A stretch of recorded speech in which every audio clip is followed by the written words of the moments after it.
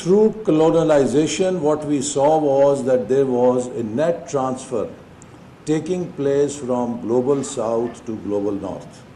Trillions of dollars worth of value was extracted from global south in shapes of raw material, and all the processing was done in the global north. Global south was not considered fit, where we had this mineral resources, that this production could take place there so that they could also benefit. But these valuable minerals were extracted and taken to global north, where value addition was done, and there was a net transfer of trillions of dollars worth of value on which the global north thrived.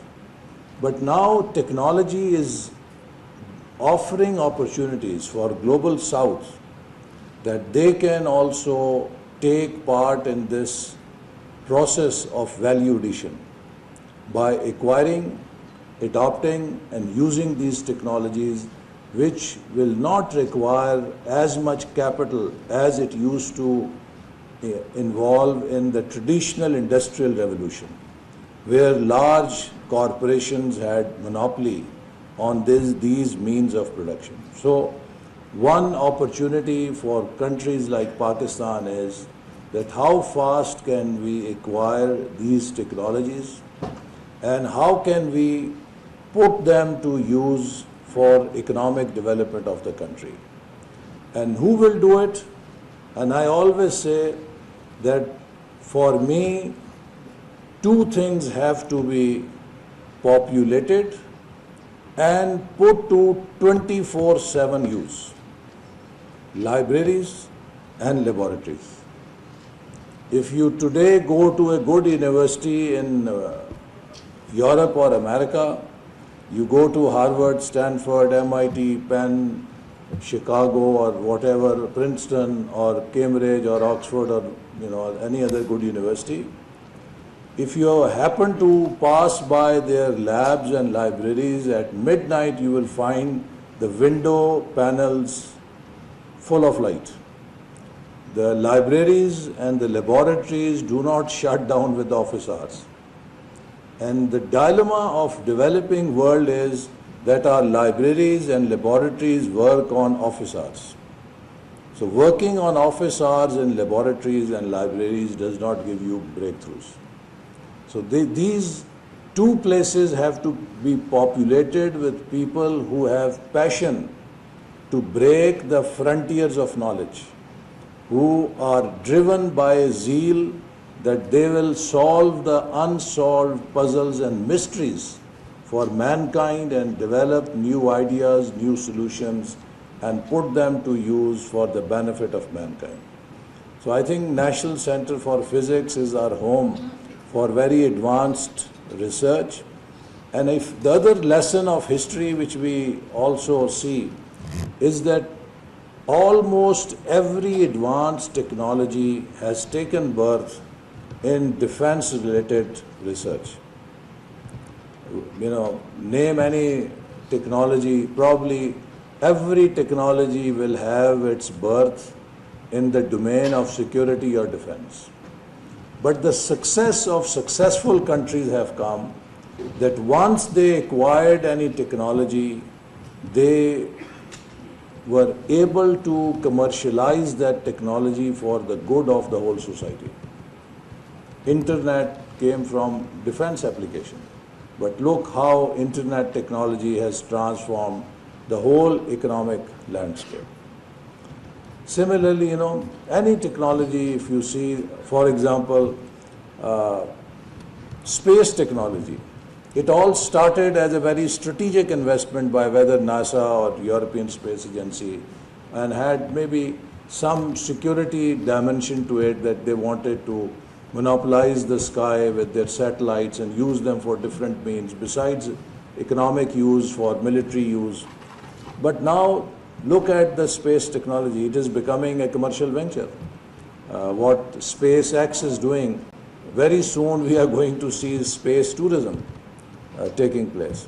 So my point is that the challenge for researchers is, no matter whether you are in agriculture sector, you are in industrial or manufacturing sector, or you happen to do research for any defense project, the ultimate success is that how fast can we take that research into civil application, commercial application, and create economic value out of this research. So therefore, we are now starting a new initiative which we call Science, Technology and Engineering for Development.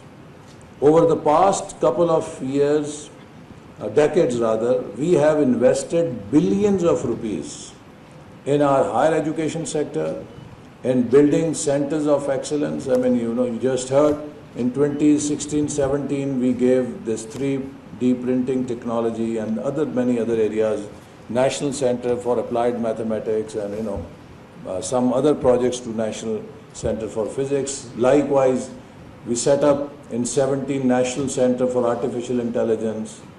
I hope now we have to upgrade it to National Center for Generative Artificial Intelligence, National Center for Cyber Security, National Center for New Manufacturing, Automation and Robotics, National Center for Big Data Cloud Computing, National Center for Space and GIS Satellite and GIS Applications, National Center for Genomics. There was a whole range of these centers that we set up, and some of them have done really splendid work.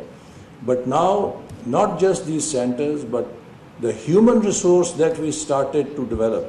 In 1998, under Vision 2010, we approved at that time 5,000 scholarships for overseas researchers, overseas scholarship scheme, 5,000 PhD scholarships for local universities. As a result, now, mashallah, we have thousands of researchers who have gotten their education in good universities abroad or in local universities, and now they are available. But does that investment only mean that they should just be classroom teachers? They should just lecture in their classrooms? Or should do some basic elementary research work in their labs, which probably can enable any researcher to have one major impact factor journal publication? Is that the whole purpose of that investment? No. The purpose of this investment was to develop science, technology and engineering capability of the country so that we could develop into an advanced economy, a techno economy, an economy which is fueled by the power of technology for the good of the people. So that is the missing link. And that is why the new framework we have for Higher Education Department or Higher Education Commission, that each and every university should be accountable, besides their academic excellence, on what is the quality of research and innovation they produce. How many patents have they internationally registered? And then also, what is the quality of academia and industry linkage? How much are they able to reach out to private sector, to our industry, and offer research, offer solutions? And how much trust industry has on their research capability, that here is a place where we can go and find answers for our problems. So these links now have to be developed. We are now at a point where we have developed these islands of excellence or islands of competencies. But now these islands have to be bridged so that they form a network which can support industrialization of the country, which can support the country to leapfrog on the technology landscape. So I hope this 3D and vacuum technology conference, while it will focus on the disciplines of 3D manufacturing or printing and vacuum technology, this conference will also have some discussion as to how these capabilities can be linked with the larger goal of development of our country. And I hope that the researchers here, all of you, will devote your capabilities, your knowledge towards finding solutions to our problems. We have to go back to history and rediscover that Al-Undalus spirit, where at one time in history, if there were Nobel awards or Nobel prizes, probably 7 out of 10 Nobel prizes would have gone to Muslim scientists who were devoted to research. Why? Because in Quran, God has said again and again, don't you look at the signs of the Lord in the universe. Use your eyes to observe and use your mind to reflect and find answers. How was this universe created? How days and night come, how moon and stars move, how stars are floating in the universe.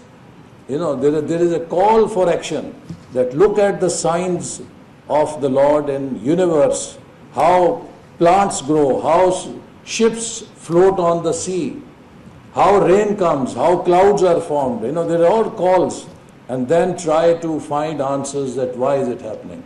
As long as, you know, we were responding to this call, we were doing research, we were investigating the puzzles and mysteries of universe, we were leading the way.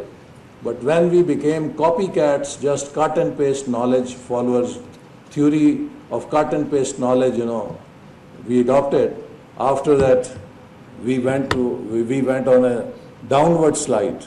And today you see what is happening. There's just 10 million people who are carrying out genocide, and 2 billion plus people are helpless. Nobody can stop them. And you know, the whole West is hostage to that just 10 million people.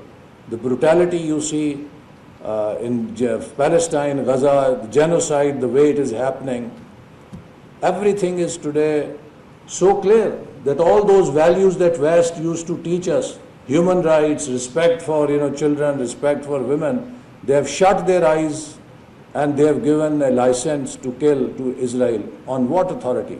It is only the power of knowledge that Israel has, and has made those countries, you know, helpless. They can't even stop him. So it is the power of knowledge, ladies and gentlemen, that matters today in the world. So we all have to find answers in developing our knowledge capabilities and leading the way for not only our own benefit, but for the benefit of mankind. And that alone is the way forward to be a nation with dignity and nation with pride. And I hope that, you know, our researchers will make us proud in history with their contribution, like you have already made us proud in the mission that we gave you. Pakistan Zindabad.